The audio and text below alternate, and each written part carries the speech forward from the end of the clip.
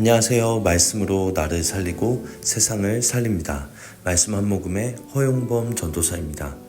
오늘 성경 읽기 본문은 예레미야 51장의 말씀인데요. 그 중에서 예레미야 51장 1절에서 14절의 말씀 중에 1절에서 2절의 말씀을 읽고 함께 묵상하도록 하겠습니다. 여호와께서 이와 같이 말씀하시되 보라, 내가 멸망시키는 자의 심령을 부추겨 바벨론을 치고 또 나를 대적하는 자 중에 있는 자를 치되 내가 타국인을 바벨론에 보내어 키질하여 그의 땅을 비게 하리니 재난의 날에 그를 애워싸고 치리로다. 오늘의 본문에서는 바벨론의 심판을 선포하시면서 동시에 하나님의 백성에게는 그 심판 가운데에서도 하나님께로 돌아오라고 부르고 계시는 말씀입니다. 바벨론은 당시에 가장 강력한 제국이었고 누구도 그 무너짐을 상상하기 어려웠지만 하나님 앞에서는 아무리 강한 나라라도 한순간에 무너질 수 있습니다.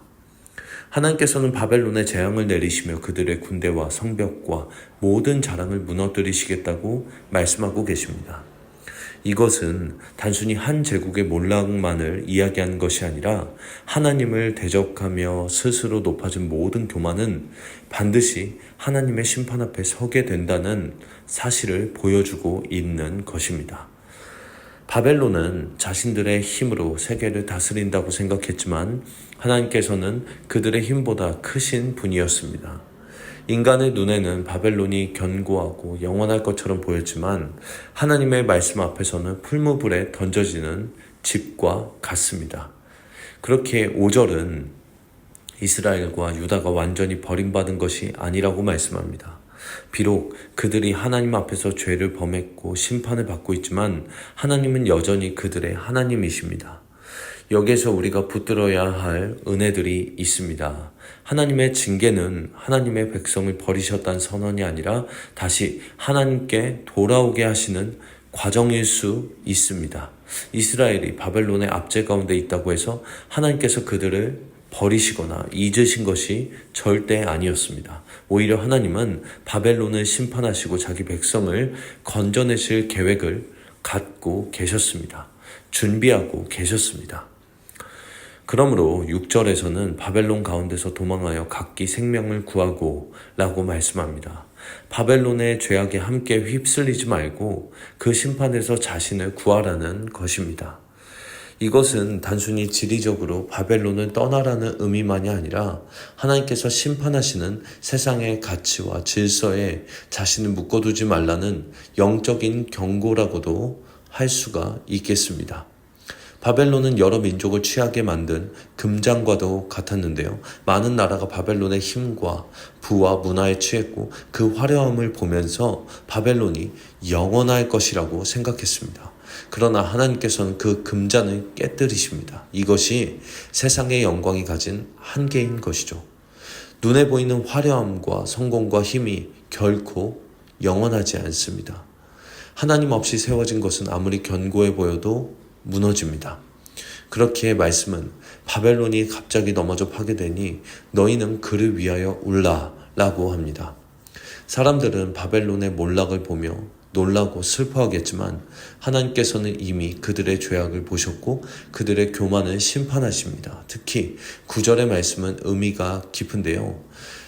우리가 바벨론을 치료하려 하여도 낫지 아니한즉 버리고 각기 고향으로 돌아가자. 바벨론은 스스로 회복할 수 있는 것처럼 보였지만 실제로는 이미 하나님의 심판 아래에 있었습니다. 이것은 인간이 자신의 힘으로 죄의 문제를 해결할 수 없음을 보여주고 있습니다.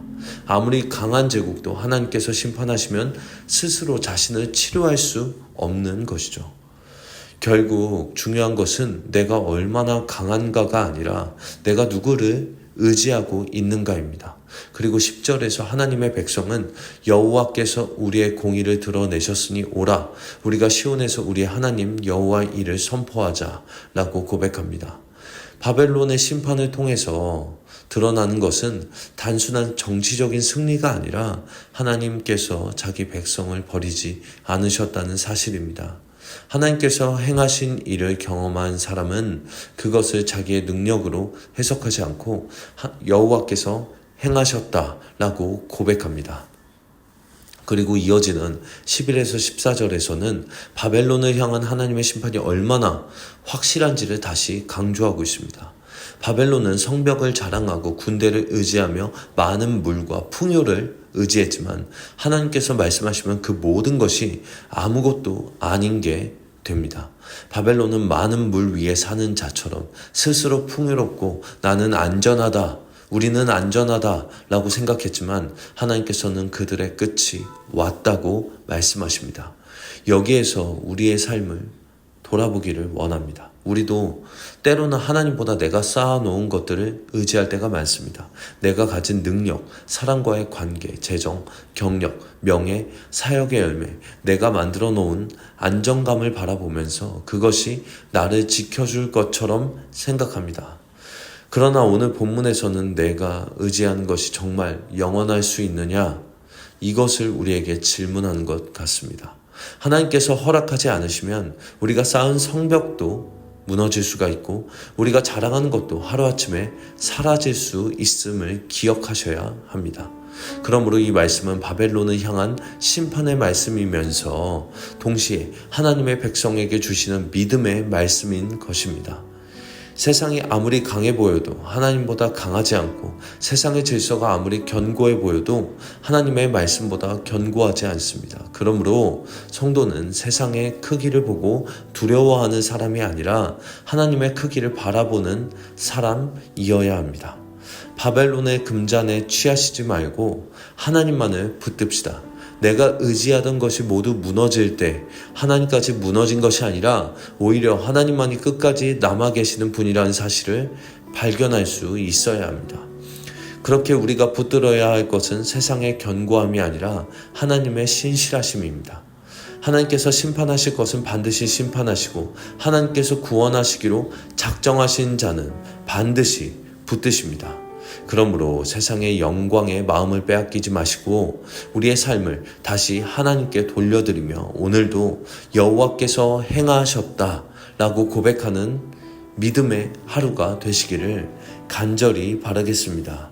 이제 기도의 물가로 함께 나아갑시다. 하나님 아버지, 오늘도 귀한 말씀을 우리에게 허락하여 주심에 감사드립니다. 세상의 것, 나의 생각에 의지하는 오늘이 아니라 하나님만을 의지하는 오늘이 될 수 있도록 인도하여 주시옵소서. 안양제일교회가 하나님의 사랑과 뜻을 온전히 실천하는 하나님의 축복이 있는 교회가 될 수 있게 하여 주시옵소서. 우리 요셉 청년분들의 하루를 주님 축복하여 주시옵소서. 이 모든 말씀 살아계신 우리 구주 예수 그리스도의 이름으로 기도드립니다. 아멘.